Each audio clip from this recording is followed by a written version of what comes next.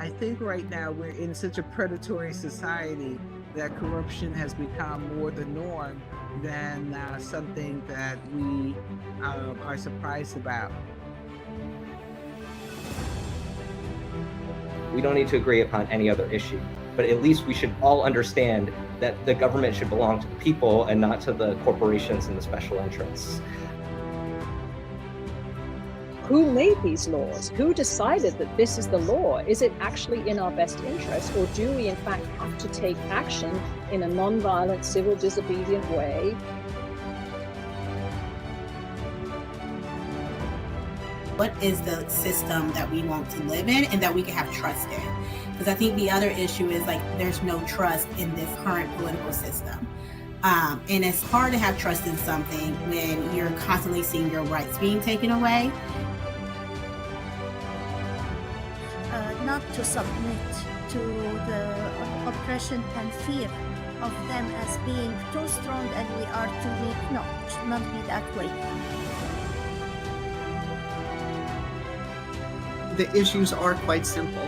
We do understand what corruption is. We don't want it. We want this sort of transparency in our system.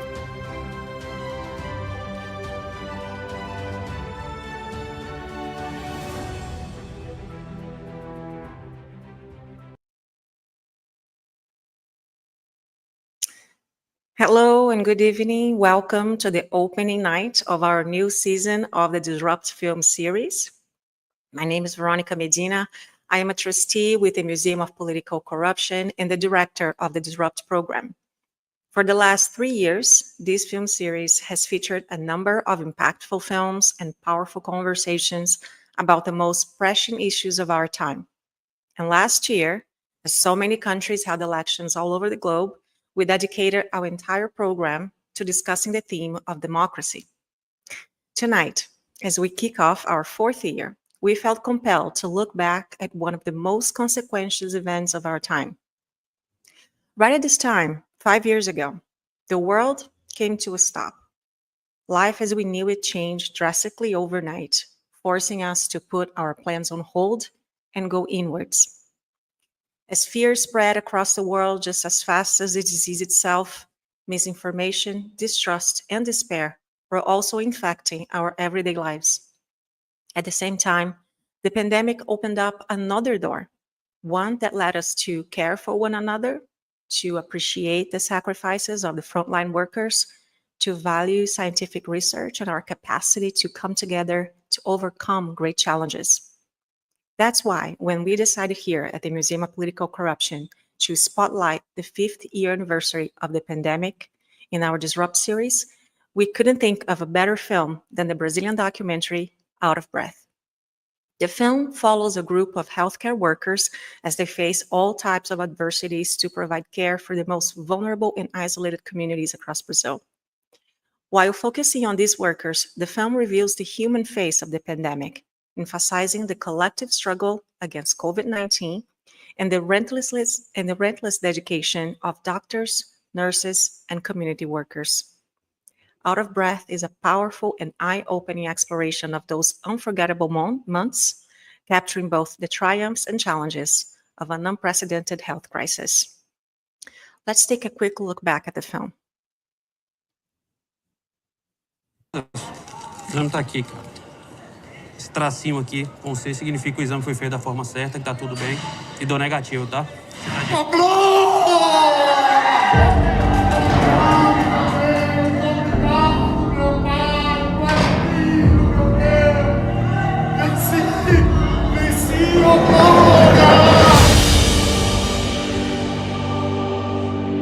Não chora. Oh, meu Deus. Ô, doutora, não faz mal eu comer macaxeira? De jeito nenhum. Você já imaginou, se a gente tiver que pagar para Deus esse ar que a gente respira, quanto a gente está devendo a Deus? Um respirador para 2 pacientes, de decidir para quem eu ia colocar o oxigênio.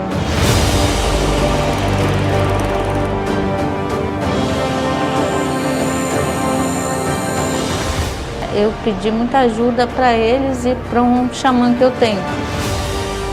A pandemia é mais um medo de morrer, dentre tantos outros que o povo brasileiro pobre já vive em suas pandemias anteriores há muito tempo.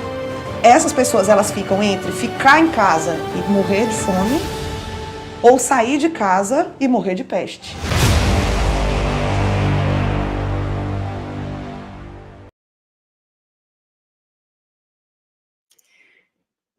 Joining us tonight are two incredible guests who will share their insights and experiences with us.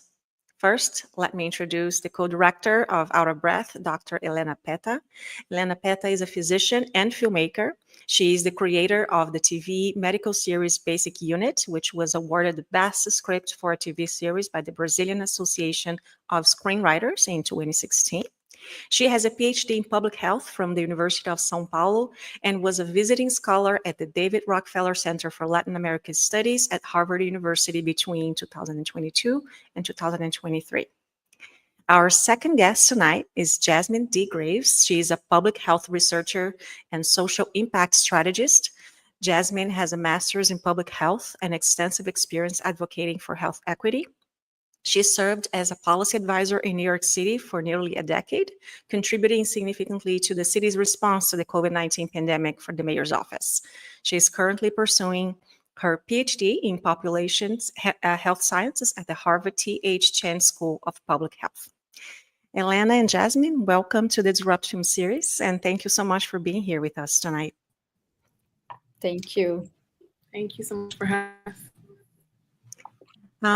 Helena, let me start with you. I'd love to hear more about, how you and your sister, Anna Petta, who co-directed the film with you, how did you come up with the idea to make the documentary, and what was the process like to film during the pandemic? Yes, thank you, Veronica. It's a pleasure to be here. When the pandemic started, I am a physician, but I was not in the front line. I had a baby, so I was seeing patients online and discussing cases with students. But I was very moved with the frontline health workers situation.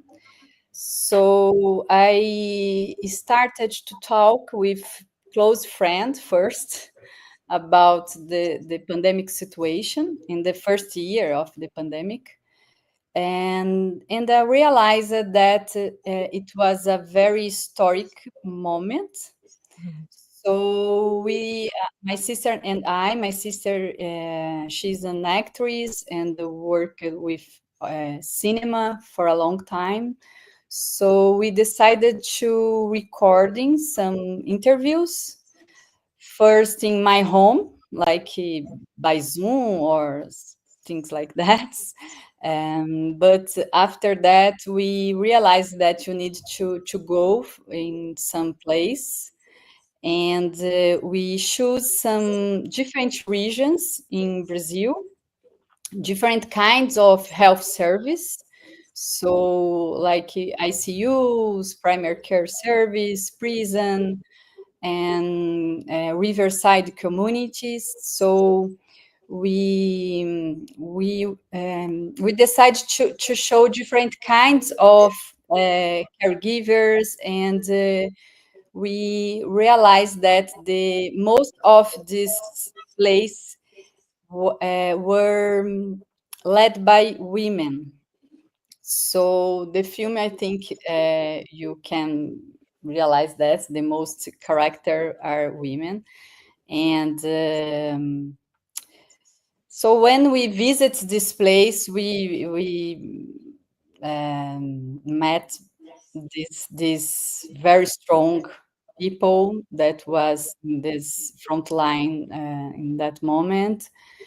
And for us, it was important to make something different from journalistic approach, because I think in that moment we had, in Brazil, but I think in out of the world, a lot of informations and a lot of interview with experts and a lot of images from ICUs, but most of time were very fast images.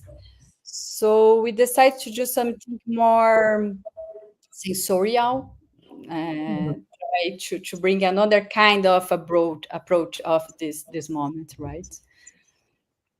I don't know if I answer your question. Yeah, and I was going to ask also about why did you choose that approach? Because there were many films that were, made during the pandemic. A lot of them really wanted to take a look at the greater, picture. A lot of them were very focused on the political side. And then you chose this very not as small in the sense of the impact, actually, on the contrary, but because you went so small in terms of focusing on the small actions of the everyday people, I think you really encapsulated the grandiose of the work that they were doing. So it's interesting to hear that perspective.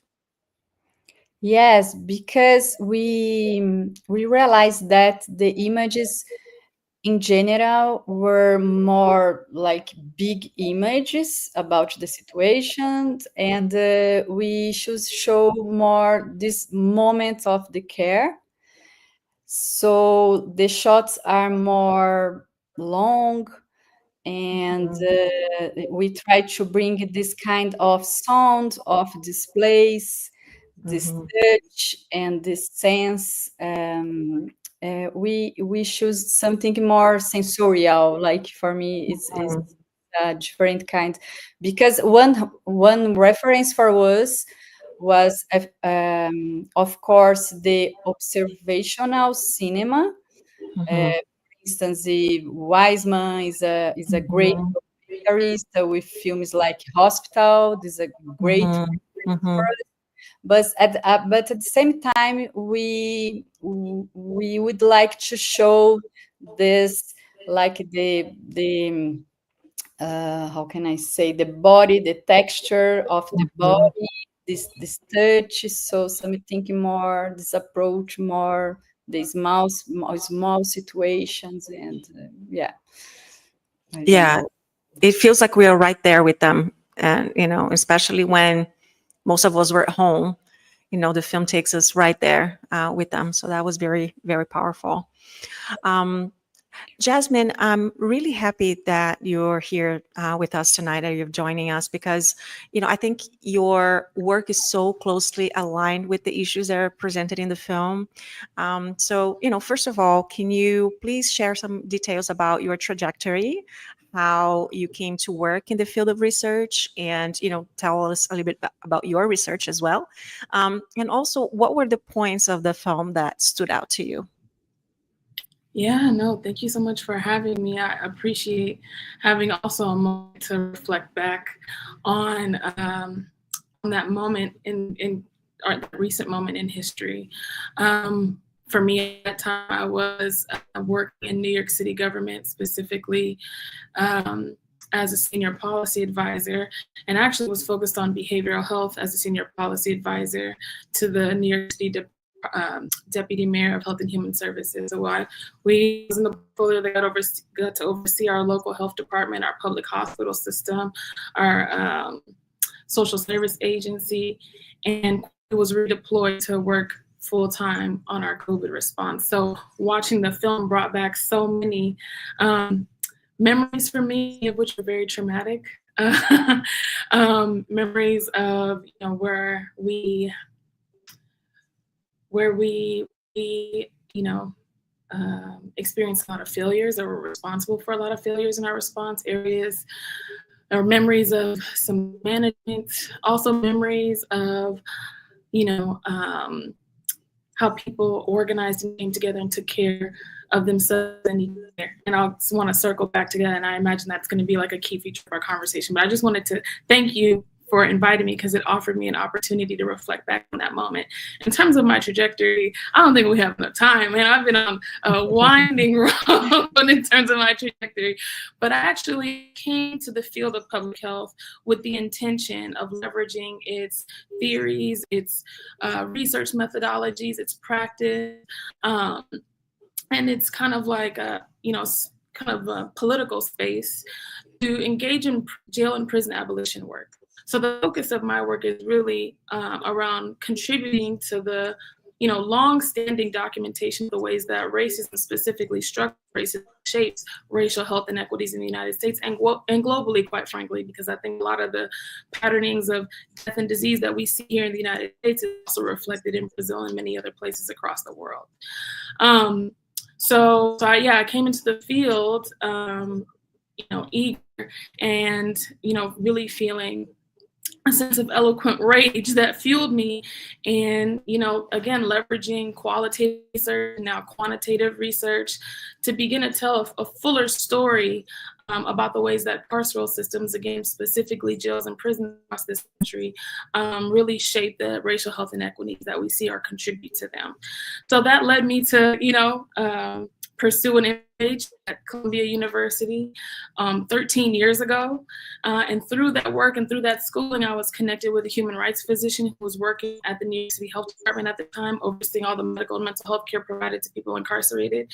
And that's where my research really started in terms of really getting to document the harms of carceral systems. So I worked out on Rikers Island for the first 2 years of my career, correctional officer brutality, documenting the harms of solitary confinement, traumatic brain injury, and a host of other harms that people experience.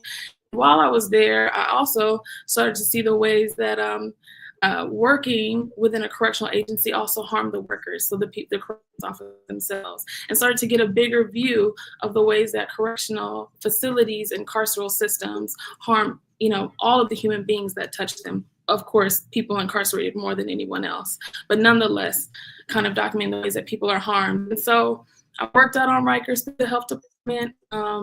In a change of administration, a new health commissioner came in to kind of sit at the helm of our agency, who was committed, a Black woman by the name of Dr. Mary Bassett, who was really committed to leveraging our agency's budget, our political process, and our standing and kind of bully pulpit in the city to kind of do everything we could to begin to address structural racism as it was reflected in New York City, because we understood that that was the root cause of health inequities experienced by Black and Latino New Yorkers. So working for her then led me to end up working. I did that work for some time. I've bounced around a bit. I feel like I want to make this about my career trajectory, but yeah, it was that work in New York City's Department of Health that then led me to City Hall, which is where I got to work on our COVID response and see a lot of really terrible decisions being made, engage in a lot of fights, also ways that folks really passionately, without sleep, work day and night to do the best that they could to ensure that their portion of the response was fulfilled, to the best of possibility. So I have a very, I don't know, you have to guide me through this, because it was such a, it was both a traumatic and transformative experience. So I could go on in many different directions, but yeah, I'm both a researcher and a public health kind of practitioner. And again, my research focuses on structural racism in health.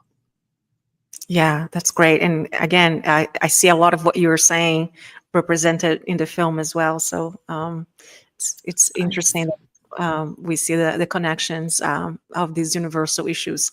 And Helena, I know that you have been working in TV and film for a while, but obviously as a physician, you are very well-versed in the universe of the medical clinics, and you know how to speak that language really well when you're translating that into storytelling. But I wondered, like, you're working for the TV series, doing more like fictional work. So I'd love to hear, what was your experience like doing this documentary and actually being there in the field, following all of the developments so up close, both as a filmmaker and a doctor. Can you kind of tell us what was your experience like to be there, those moments? And was there like a particular event or a person or a story that really impacted you the most, or that really surprised you? Yes, I have been working with audiovisual productions for 10 years. So before the pandemic, I am the creator of this TV series, but it's a fiction. So I brought my case and my stories for the fictions. But when the pandemic started, we realized that the reality was much more strong and tragic, tragic, Tragic. Hmm. tragic than even fiction can show. So we decided to make a documentary because of that. And I think in the first year in Brazil, we didn't have vaccine in that moment of the film.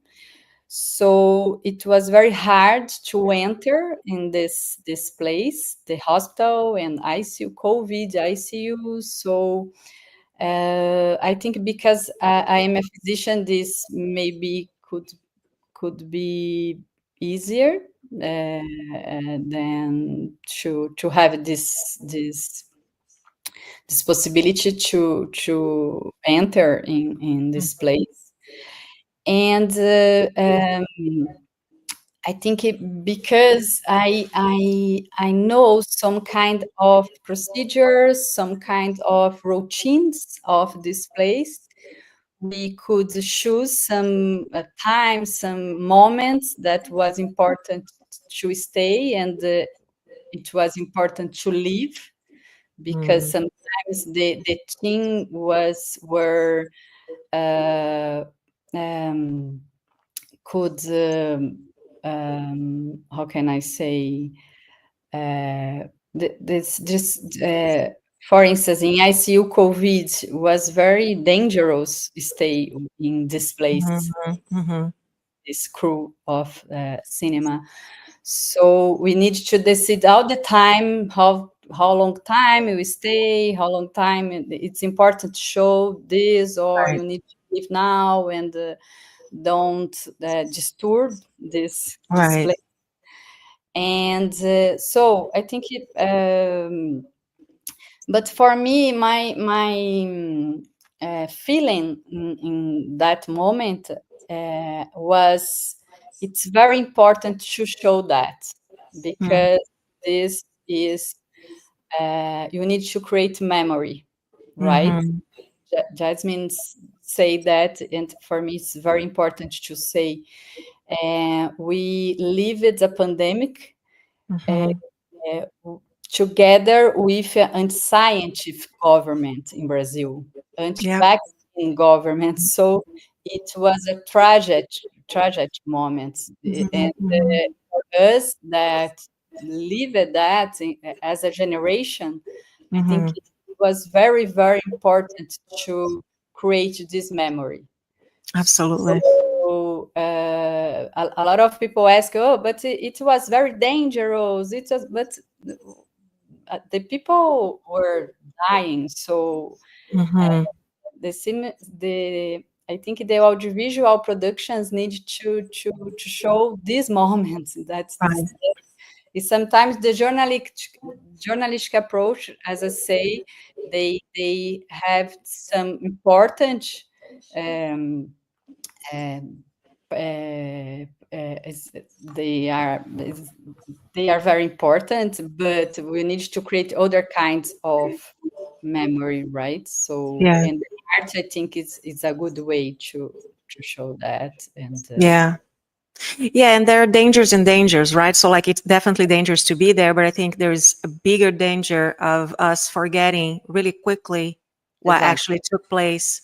And I feel that 5 years after such a major event in our lifetime, I think the biggest consequential event that we have lived through, it feels like we went back too quickly to life, to business as usual. And so it's really important that we take this space to reflect upon these memories, and having that registered is what allows us to go back to revisit these stories, to revisit this moment, and never forget, right? I think that's it. Exactly. And Jasmine, can you talk a little bit about, on your side, being also there and seeing how it was developing in New York City? New York City was one of the hot spots at the time. Can you speak of how, the consequences of the pandemic have evolved over the last 5 years, and how, how has that really shaped the actions, both locally on the community level, but also nationally, like at the government level? And how do you think, like, the film, in some aspects of the film, that was able to encapsulate that?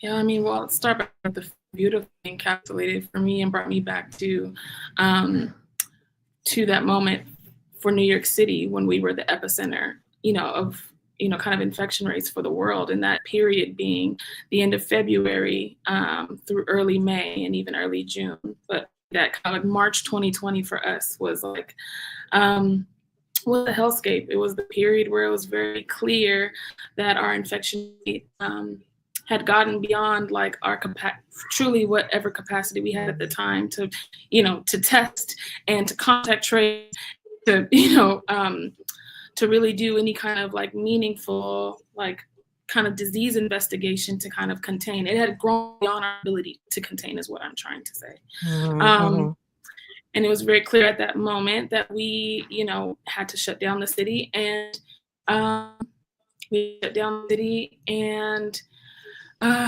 quickly try to figure out how we were going to meet both the health crisis that was quickly emerging, but also the social and economic crisis that was to follow.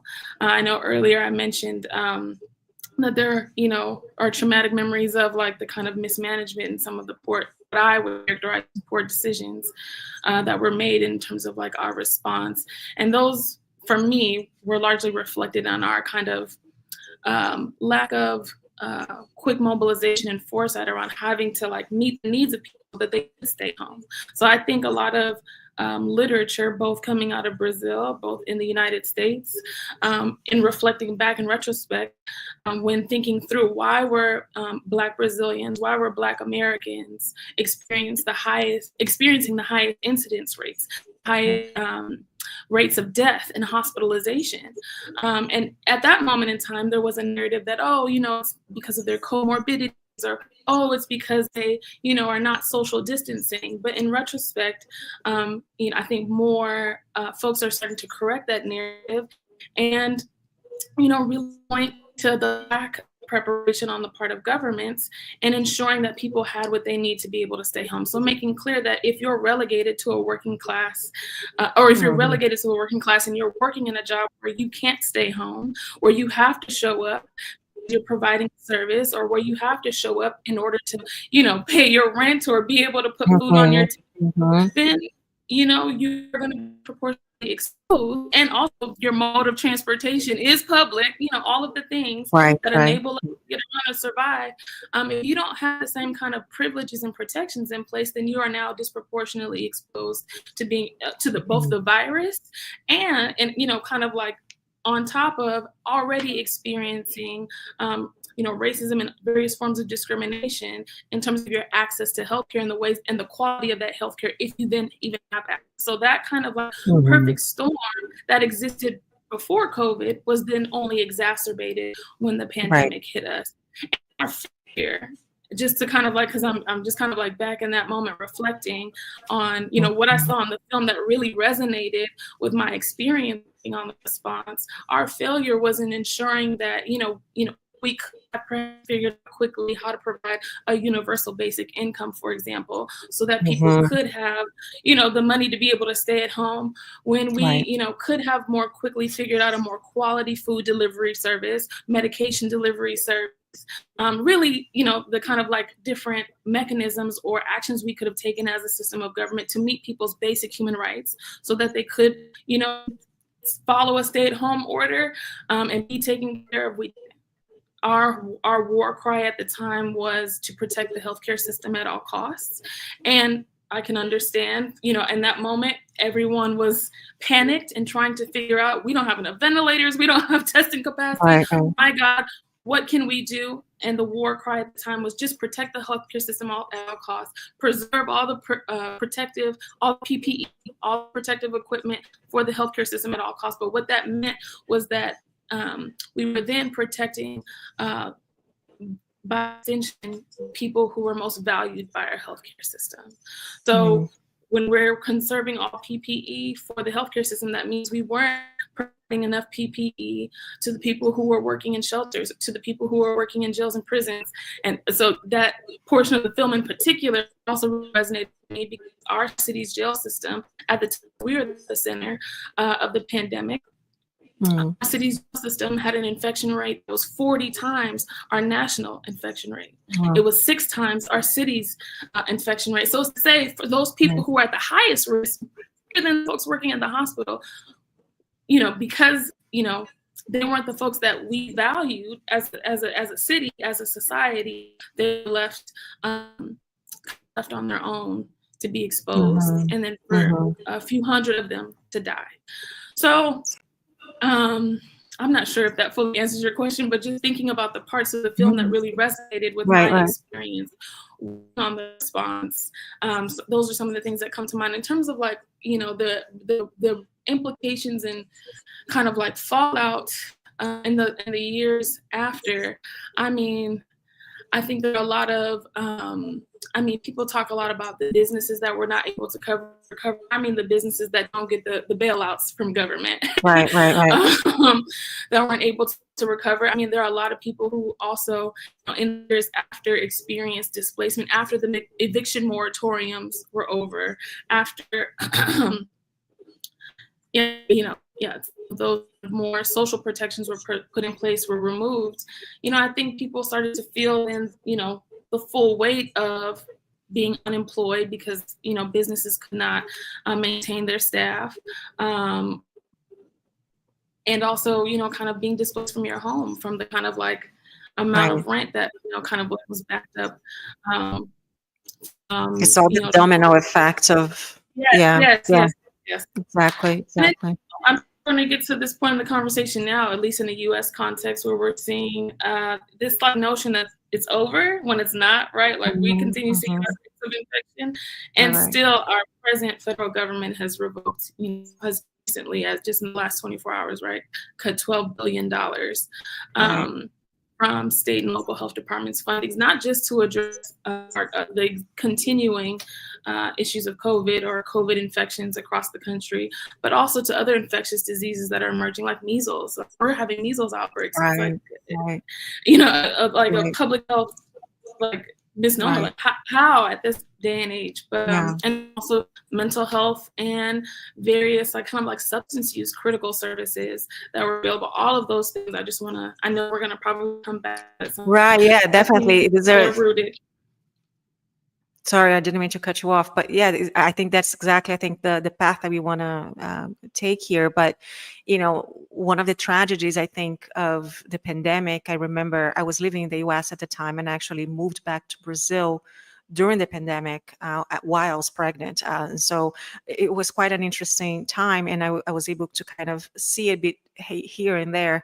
And, you know, I think one of the tragedies in the US is that at the time of the pandemic, all of a sudden we start realizing the importance of a public health system, and, you know, the opportunity that we missed to actually take the word to action, and start implementing some of those things, I think was the biggest, it was just as tragic, you know, as Helena said, just as tragic as the disease itself, as the pandemic itself. And, you know, in the US particularly, I mean, Brazil has a public health system. Don't get me wrong. It's not as efficient as it should be. It has lots of issues. It's deeply defunded, but at least we have a public health system. And it was interesting. I didn't know, Helena, in the end of the film that you guys give the numbers of the people who rely solely on public health in Brazil. I didn't know the number was that high. But in the U.S., you don't even have that, and I think we miss an opportunity to actually bring that discussion to the table. And not only that, it's still very much seen or discussed, especially at the political level, in economic terms. They don't see as a service that's being provided to the betterment of the society, but it's seen as even the words they use, is social welfare, socialized medicine, even those terms that derogatory to to something that should be so basic. And obviously it's impossible to watch the film and not think of what's happening in the US right now, with the dismantling of all the public services, the defunding of social programs. And so I really wanted to go deeper a little bit on that and hear from you, how do you see, especially being in your field of work, how do you see that the impact of these policies to the future of public health, not only in the US, but globally? Oh my gosh, that's such a good question. I mean, oh my gosh, as someone who's been in the field now for, 13 going on 14 years, which pales in comparison to so many of my elders and mentors have been in the field for 30 plus years. It's hard to imagine, quite frankly, for my particular lifetime, right? To consider that we're in a moment where there's a threat to the elimination of Medicaid. The large insurers, or the kind of largest plans that provide coverage to people across the country, particularly coverage for people who've been relegated to a working class. To think that, I mean, my God, so we do have a public health system of sorts, right? But I think what's unique in the United States is that it's so decentralized, right? And and it varies widely. So,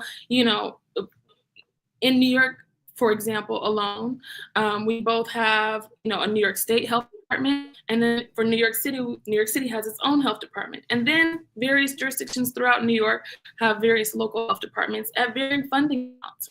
The New York City Health Department has a 1.3 at one point time $1 billion budget, which is just a point of comparison. The whole state of Mississippi's budget is about $5 billion. So one agency in New York has a budget that's close to the whole state budget of Mississippi. But that's very different though from a local health department. I'm currently in New Orleans, and so I'm not gonna misspeak, but I know that the annual budget for the New Orleans Health Department, for example, is not upwards of $1 billion. So there's wide variation in our public health system in terms of the resourcing of it, and what kind of helps at least create some balance and footing is this funding from the federal government. So it's to say, if you're not situated in a place where you can receive, upwards of $1 billion from your city tax dollars and from your state's funding alone, then you can rely on this limited funding from the federal government. So for that $12 billion to be cut, it's hard to truly imagine what that's going to mean for the already widely varied and centralized system of our public health system we have. That's not even then also including our kind of our academic kind of public, which is where so much of our public health research is produced. That helps us kind of understand, how we can better structure our systems to get better health outcomes. So most of that funding comes from the National Institute of Health. It puts out billions of dollars every year to support that critical public health research that so many public health researchers in academic institutions and health agencies rely on. So for that funding to be cut and hold, particularly funding that's focused on addressing or understanding the implications of racism, sexism, and other systems of oppression in this country, for it to be completely eliminated within a couple months is a little, it feels a little earth-shattering. So it's hard to say what that means for our future. It is certainly the implications of it is going to create, far more harm or additional harm than what people are already experiencing in terms of differential and disproportionate rates of death experienced by people of color in this country. But yeah, it's hard to say. What I will say though, because for me, this is a moment of crisis, and things are only actually going to get worse. It's weird. That's my nervous laughter. It's actually not funny at all. Yeah, totally. It's actually quite scary. But what I do in these moments of crisis, in these moments of uncertainty, where I find encouragement and solace in our history, So this moment of like the notion, I struggle a little bit with the notion that like we're watching the end of a democracy, because I question if we ever truly had a democracy, to be quite honest with you. I've always existed in some form of like a corporate oligarchy where economic interest has driven kind of like the political structure and motivations of our country. That I would argue that, and I think also W.E.B. Du Bois and other kind of like scholars might substantiate that belief. But so there are moments that we can look back to where these kind of like moments we can look back to where certain rights did not exist, and people were able to survive and create spaces together where they could thrive and be taken care of. So as an example, I think a lot about, in the United States, emergency medical response is something that you just grow up, you call 911, you have a medical emergency, an ambulance shows up. There was a time in our recent history where that didn't exist, right? So in the early parts of the 1960s, in the Hill District of Pittsburgh, Pennsylvania, an organization by the name of Freedom House Ambulatory Service emerged. And they emerged because that Hill District, which was a predominantly Black neighborhood, was experiencing, various disproportionate kind of like health inequities because there was this like lack of a kind of emergency response or transportation to the hospital. So people had to rely on police to transport them to the hospital. People had to rely on morticians or mortuary services. Wow. And because there was, this is a period of deep racial segregation, those services were not in Black communities. So people organized themselves and said, you know what? Since we are not getting the services that we are entitled to, that we deserve, because actually, quite frankly, that universal service did not exist at the time, we're going to create it. We're going to train, we'll find a doctor to train various people in the community to have enough kind of basic life-saving skills so that if something happens in the transport on the way to the hospital, basically they can take care of people in both doing that transportation and the kind of immediate emergency need. That Freedom Ambulatory Health Service model is the model for all of our emergency medical services and ambulatory services that we experience in this country as like a basic human right today. Wow. So I think about that was a moment where something that, I can't imagine right now, right? Like I can't imagine not calling 911 and an ambulance. Right. There was a moment in history where my parents were alive, where that was an entitlement, and people rallied and organized together to meet each other's needs so well that it then became a national model that we all take for granted today. Right. So I say, like, I'm not sure exactly where we're going. It is going to be a very scary place, but I think that there are moments that we can look back to in our even recent history, and I'm talking about for people of color in particular, where we have always taken care of ourselves. We have always kind of through various mutual aid networks and efforts made sure that in the absence of, our human rights being met, we're going to meet them for one another. And so, and I saw that in our COVID response when we were mismanaging an effort. It was people of color in particular across New York who were forming rapidly mutual aid networks to make sure, folks are fed, have groceries, have medication, and have some sort of income. And I think that mutual aid kind of like movement that has never gone away is only continuing to go in the face of all of this divestment that we're witnessing from our federal government in particular. Right. Yeah, no, absolutely. And that's why I also appreciate how much the film, Helena, focuses on the work of the community workers and, the power of community care, right? And I think it's really important.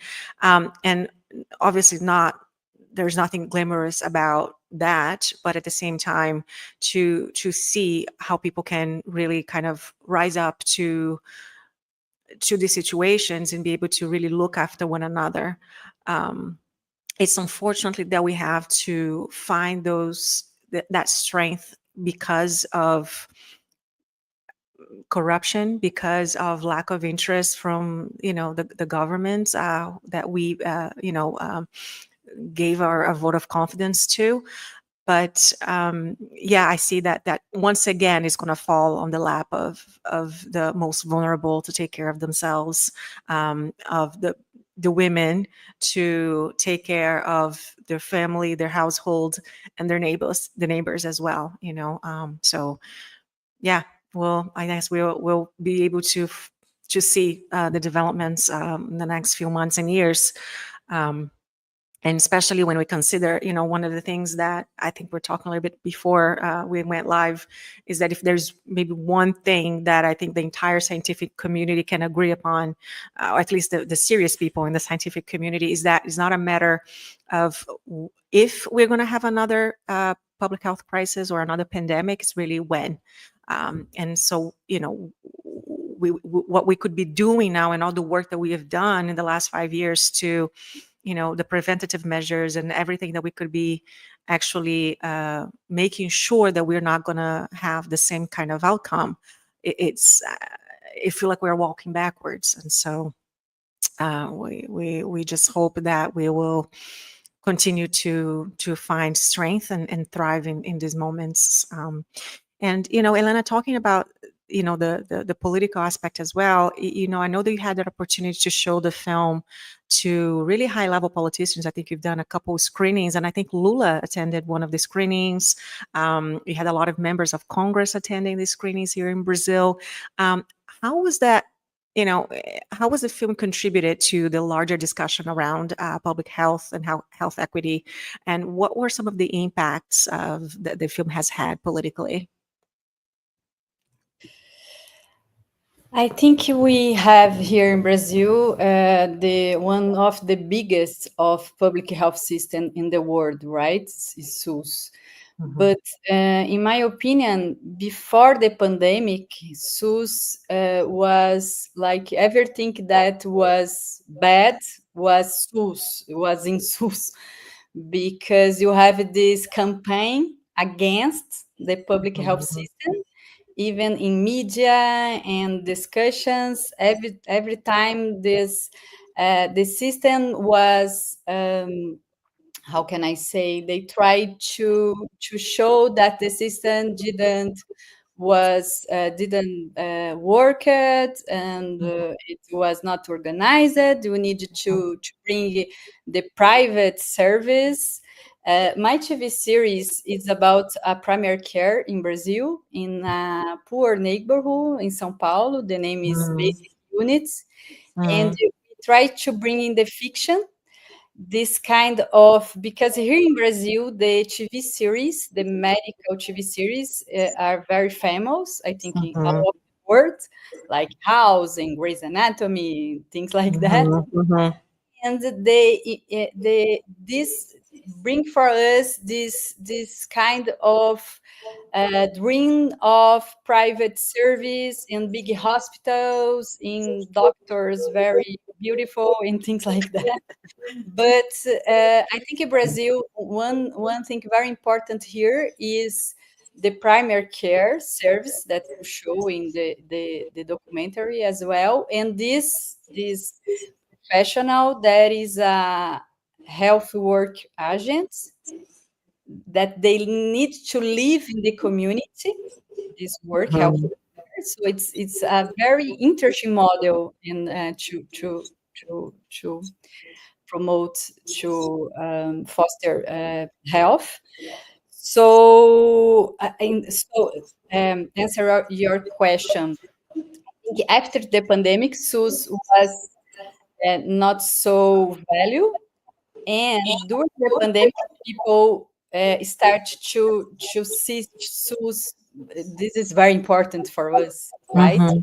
Because you didn't have government, you didn't have Ministry of Health, you didn't have vaccines. So SUS is the only thing that the people could believe and support.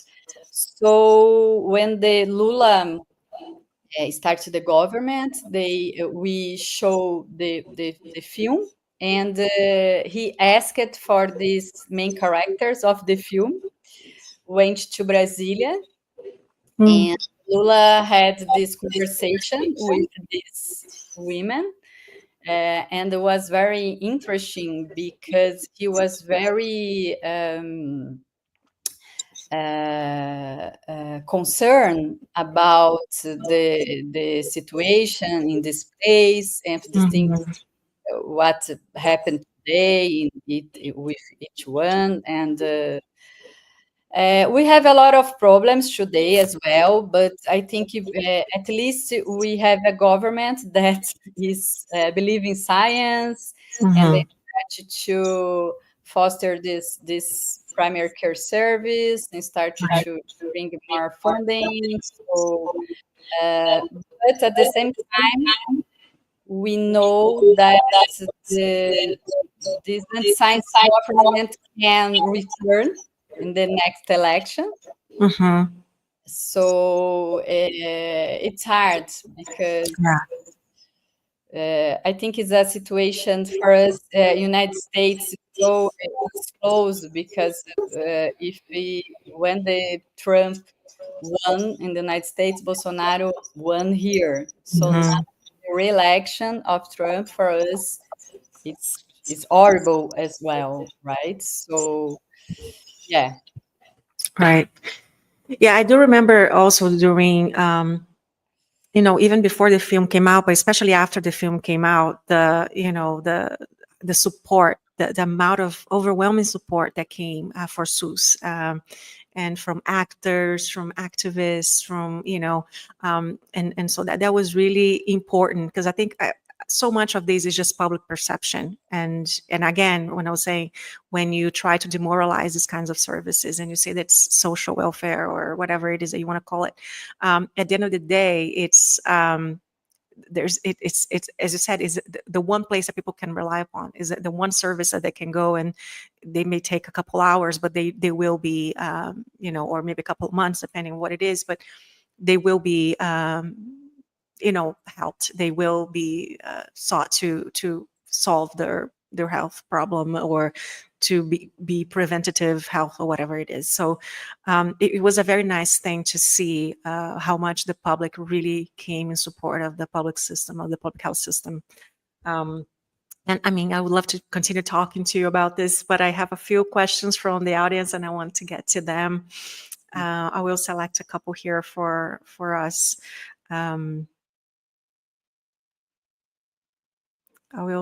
There's one question here from Marina Gonçalves. How does the politicization of vaccines and health measures during the pandemic still affect health policies today? And how can we trust the healthcare system in the healthcare system to be rebuilt? Does anybody want to take that on? Maybe Jasmine? I can start. I'm just thinking what's immediately coming to mind is the appointment of Robert F. Kennedy as our Secretary of Health and Human Services, who is admittedly someone who doesn't believe in vaccines. So, very scary in terms of thinking about, how our healthcare system can be fortified and rebuilt in a way that best serves people. I mean, there's already so much misinformation that we saw circulated at the height of the pandemic around vaccination, both in terms of, its impacts could be around, kind of like false narratives around certain groups not being vaccinated because they were hesitant, when the truth was that vaccines were not equitably being distributed across the country. So the politicization of vaccines and health measures, I think that misinformation around vaccination, coupled with this country and our public health system, our health system in particular, long-standing kind of like practice and legacy of torture, mistreatment of people of color in particular, that kind of like perfect storm, I think kind of like, created some fertile ground for, for the appointment of, first of all, the election of someone who doesn't believe in science, and then the subsequent appointment of someone who doesn't believe in science, in vaccines in particular. How can trust in the healthcare system be rebuilt? Oh man, they're at least in states that might identify themselves as more liberal. There are a few efforts that are kind of like in place or that started in 2020. So I'm thinking about like several professional organizations like the American Medical Association, for example, declared racism as a health issue. The American Public Health Association did the same. I think there are several hospital systems and public health agencies that made these large declarations that we have done harm and we have to do better. We have done harm, not just generally speaking to the public, but we have done harm to these very specific communities, to Black communities, to Latinx communities. But that naming, I think, is not enough. So it's kind of like hard to say how trust can be rebuilt when the actions are not as loud as those declarations and those words.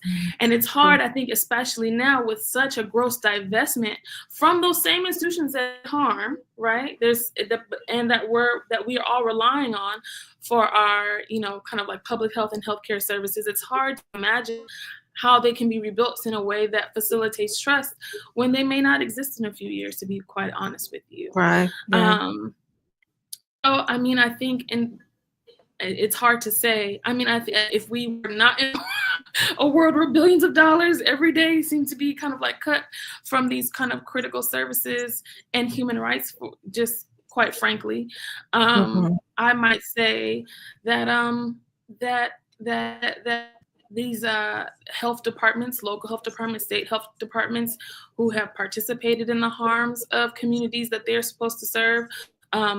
I would say for the hospital systems that are responsible for high rates of death among Black women, for example, during pregnancy and birth, that the kind of like budgets and the kind of initiatives and the actions to redress and repair the harms that they've done have to be louder. So the investments in people's basic human rights has to be louder. There are hospital systems prior to the pandemic in certain places in this country that were recognizing, we, kind of like act. I have a dear friend whose research is on how hospitals act as almost like actors of subtle colonialism in Black and Brown neighborhoods across the country. So in the ways that hospital systems will siphon money and harm people, what would it mean to actually meaningfully invest that and give that money back to the communities that they're profiting from? You know what I mean? What would it? So what I was trying to get at earlier is that there were hospital systems that were building actual affordable housing for people. There are hospitals that are actually, really starting to do that work of making sure that people have access to quality food. So those kind of like actions of using the profits that you're generating, which is a whole other conversation. It's very weird that our healthcare industry is one of the most lucrative industries. It should really just be a human right in this country, but using those budgets, using those profits, using those dollars to actually meet the needs of the peoples that have harm and meet them. Literally, you can provide the quality food, you can provide the housing, you can, use some of those profits and to offset the cost that people are incurring to perhaps forgive debt. Medical debt is in the United States one of the largest forms of debt that people are saddled by. What would it mean to do forgiveness for people, who are most harmed by our care system, just very specifically? So, prior to this current kind of reality that we're all trying to make sense of, where there's rapid divestment from and defunding of our health agencies, I would say that the best way for the healthcare system to rebuild trust is to put their money where their mouth is, and maybe less talking around naming all the harm and more doing around giving people their money back, quite frankly, and actually taking care of people, meeting their needs, and not naming racism, but then actively harming and discriminating against people in different care rooms. So I hope, Marina, that answered some of your question, but those are some things that come to mind. But there's actually another one here that I thought was very interesting as well, because it relates very much to this one. but it's more like it's from I. Metzner, pardon me, or when or why did we, sorry, as a public lose our confidence in vaccines and public health generally? So it is related to that, but it's really asking kind of what was the source of all this mistrust and all of this lack of confidence. It touched a bit on that, right? In terms of like how historically, you know, the money was not going to where it should be going. Yeah, no, I'm happy to share, but I just wanted to give Helena an opportunity to respond. Also, if you felt like there's something you want to share, because I know I just talked for mad long. It's very interesting to listen you. But I don't know, I think in Brazil, you had, before the pandemic, the high, the vaccination was very high, like the model in the world. I don't know how can I say that, Veronica, it's as taxas, né, de vacinação. Yeah, we had really high rates of vaccination. We had very successful vaccination campaigns, especially for children. Yeah, definitely. Yes, it's like a model for the world, like in Brazil. So you had few people that didn't believe because some of beliefs, but in general, the people believed in vaccines. So during the pandemic, I think in Brazil, it's a very specific moment that we start a campaign against vaccine. The president was against the vaccine. So it was no like, it's in my opinion, it's a very specific moment. And after that, you start to increase the number of the people that don't believe in vaccines. So it wasn't as organic. It was quite planned, and you know, especially with the you know, during the pandemic, the amount of misinformation in the US, everywhere, really, you know, that's when the whole concept of fake news really exploded, and we start seeing, and yeah, it was such an interesting moment for all of those, you know, I think so many of those things converge. You know, it was a public health crisis, and then there was the, you know, the moment that we were all at home, and then social media and the internet really exploded in terms of that's our window to the world at the time. All we had was that. So it was just really a peculiar moment. And people were just very vulnerable. And they were willing to believe in, I don't know, whatever they felt was giving them some sort of security, some sense of security, you know? Yeah. Would also, go ahead. No, I only would say that I think now you try to recover this trust. And for me, the audiovisual productions and TV, things like that, fictions are very, very important to show that and to create histories about, for instance, in Basic Unit, my TV series, you create a lot of episodes about the children that didn't have vaccines, so now they are with some disease. So we try to create real situations for people see what happened, because sometimes it's so like, oh, maybe someday, but if you see what happened, like measles and other things like that. And I think the audiovisual, it's a very important tool to make that. Yeah. If I may add just quickly, I think what also contributes to the loss in confidence in public health generally can be kind of like dated back. I mean, we go back as the century, but there are several examples in our history of public health institutions, you know, harming and experimenting on certain communities. So a very popular example that we talk about in public, the Tuskegee syphilis study, or the Tuskegee experiment is what sometimes it's referred to. So that was a study between 1932 and 1972 by the U.S. Public Health Service and the CDC, where upwards of 400 Black men who had syphilis, rather than notify them that they had the disease, and treat it when that treatment was possible, they instead, for that long period of time, did let them know that they had syphilis and just watched to see how the disease would progress. That's incredibly harmful. How am I supposed? This is a federal public health agency in service. It's to find out years later, you know what I mean, that system that I'm supposed to trust with my well-being and kind of like my health and the kind of like treatment of my health needs to know that there was this moment that was not that long ago. There are people born in 1932 or existing in 1930, in that period between 1932, that 40-year period, who are still alive today, who's a memory of this moment, right?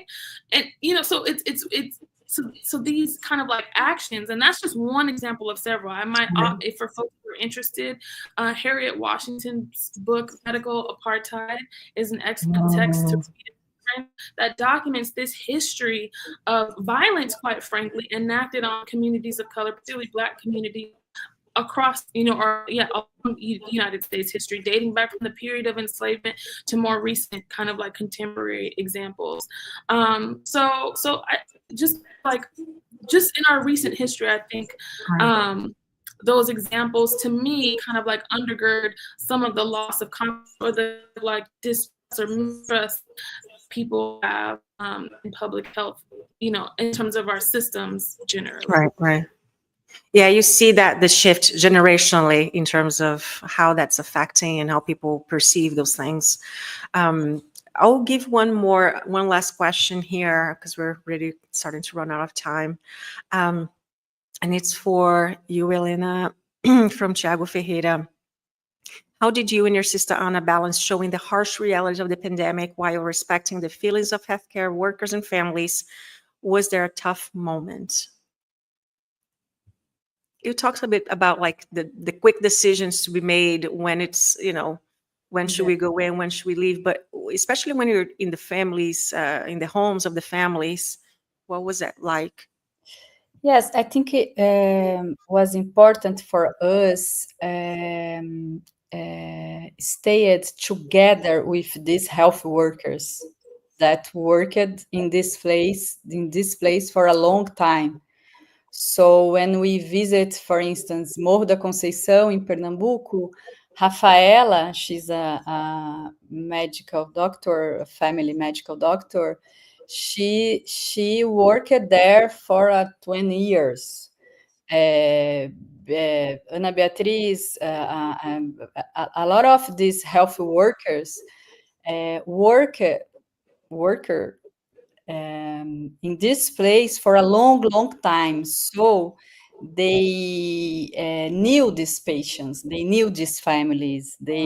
So it's not like we arrive there and enter with a camera.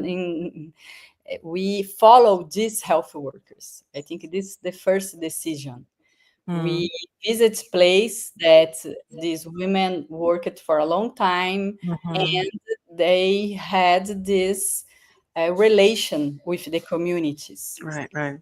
It's not something artificial, like we arrive in a place to try to show something without a health worker. So for me, the place more that I didn't visit before and was more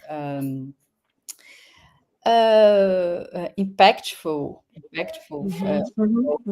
prison, because in the moment that we enter, everything can happen because you need to have a lot of procedures but Andrea Beatriz, that she's a doctor inside the prison, she had this very good relation with this intent. So we brought to us these patients and this kind of relations. So it was hard to make the film, but I think this woman was the great characters, like we brought the great characters, the patient's trust in these health workers. Yeah.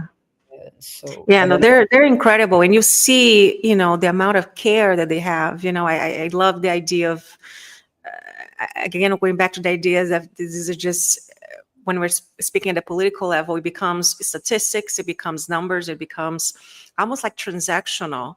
And then you have this film that show like, these people they're not doing it because they want to, just because of the paycheck, that there is a level of care that you can't measure, that you can't quantify. The even with the social distancing, there was a level of closeness that you could feel, just the way that they would speak to each other, the way they would treat the patients. And then there's a humanism in that I think is just the most beautiful thing. And that makes the whole difference. And I think when we see that, you understand that it's not just about the politics of it. It's a human side of it, right? That's why it's called human rights. And so that was very powerful. I was very, very touched by that. I want to be friends with all of them. And I think we tried to make something not dramatic, melodramatical. So a lot of moments we decided to didn't show because it's for us it's not about that, to show like families cried a lot, some moments that were very particular, intimate, right? Yeah. Right. So a lot of moments we decided no, we don't need to show that. It's not about that. Our thoughts, it's about we would like to show these health workers trying to make their works and in this relation with this population. Sometimes some things happen, like the religion that appear in a lot of during the film. It's not like we didn't decide to show we want to show the religion of the Brazilian people, but this like it's very natural here. Appear for us. And it's a very important element, right? Yeah, for sure. Sometimes we can't capture this in research, for instance, but the images you can realize that's a very important level, very important issue among the and at that time too there was a lot related to that as well, right? To the place that the religion had in people's lives, and creating some sort of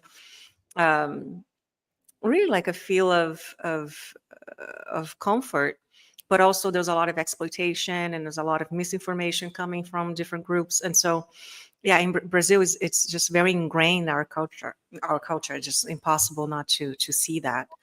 Exactly. But I really love our conversation. I think it was very great to have you both here. I want to thank you so very much for allowing us to show the film, Helena, and then also for you to share your experiences, and not just the experience, the professional experience, but really your personal insights with us as well. So thank you both so much. Thank you so much. Well, thank you also, all of you, for tuning in tonight at our first Disrupt event of the year. We will be back in a couple of months featuring another documentary and a live conversation. Please be sure to follow us on social media and to subscribe to the Museum of Political Corruption newsletter so you can be in the know of what's coming up here. Thank you all so much for joining us, and good night.